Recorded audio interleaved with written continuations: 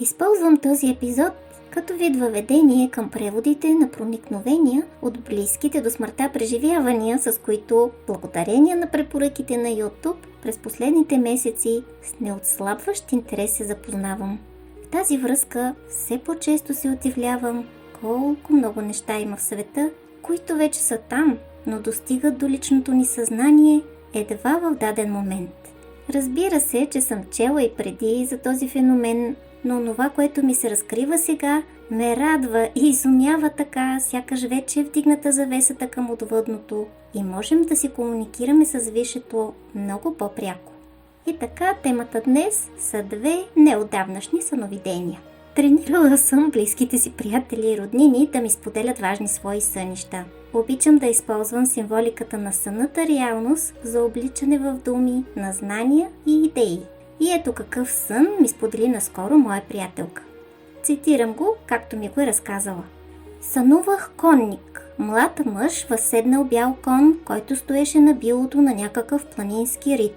По легата площ с ниска растителност. Конникът искаше да разговаря с висшия дух, да го кажем Бог, може много имена да се дадат, и извика това на глас силно, дръзко и със самочувствие. Аз наблюдавах сцената отгоре и в следващия момент се качих на по-висок план, откъдето се видя как по-напред и под конника в самата скала имаше голяма пещера с гладка овална форма. При издигането на този по-висок план видях, че тази пещера има идеалната форма на очна ябълка, като на череп на мъртвец. Всъщност цялата скала беше някаква огромна природна глава. Енергията на казаното от конника се плъзна по билото и влезе в тази очна ябълка. Малко след това той срещна висшия дух, който на вид беше един старец, седнал, прегърбен и в гръб. Старецът беше ням и сляп, не можеше да говори. Конникът спря до него и надменно го попита: "Ти какъв си? Какво правиш тук?" Без да знае, че старецът не може да говори. Като не получи отговор, конникът си тръгнал. Това е сънят на приятелката ми, който веднага си разчетох като образ на настоящето ни човечество. Белият кон принципно е символ на висшите енергии, които нашето младо и дръзко, но и все още неуко за големите тайни човечество е възседнало. Гордо търси да овладява и повелява на природните стихии, да изследва космоса и света, търсейки грамогласно отговори, но все още няма сетивата на финното знание и не разпознава дълбоките отговори. Скалата във формата на череп от съня веднага ми напомни за хълма на Голгота. Черепът на Адам, на днешния човек, е образът на ума, който иска да знае и да комуникира с духа, но не може нито да го види, нито да го чуе, нито да го познае. И често е надменен в невежеството си. Пещерата под формата на очна ябълка е още по-красноречив символ. Пещерата символизира посвещението принципно и за днешния човек това е окото на неговото знание като ум. Ябълката на знанието да разпознава, що е добро и зло. Когато успее да отметне завесата на ума като посвещение, ще се роди и за следващото ниво в развитието си, започвайки да работи с интуицията, която ще даде път на новия човек. Не Homo sapiens, а вече Homo Deus.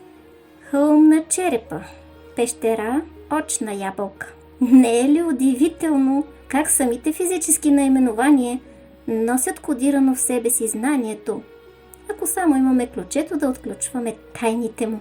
Ключето, което в зороастризма Всевишият дава на първия човек, за да отключва с него тайните на битието, заедно с меча на Словото. И така в сътворения Адам работи роденият Христос е една емблематична фраза в учението на мъдростта. И само няколко дни след като моята приятелка ми сподели своя сън, попаднах на поредното близко до смъртта преживяване, в което видях прекрасно формулирано именно предстоящото раждане на човечеството за новия етап в развитието му. И толкова се ентусиазирах, че реших да започна да превеждам и споделям тази и други интересни истории на близки до смъртта преживявания. Така че очаквайте скоро.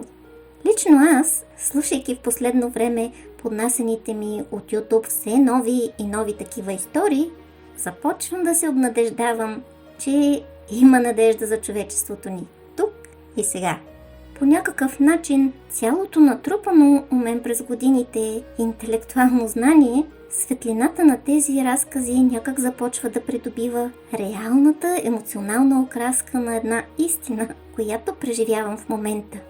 Истината на самия живот и красивото му разцъфтяване в пеперуда, цвете, птица, каквото и да било, след битката и болката на борбата за освобождаването му от старата форма. За мен човечеството наистина е пред нов етап на развитие и собственото му невежество и арогантност може да го забави, но не и да го спре.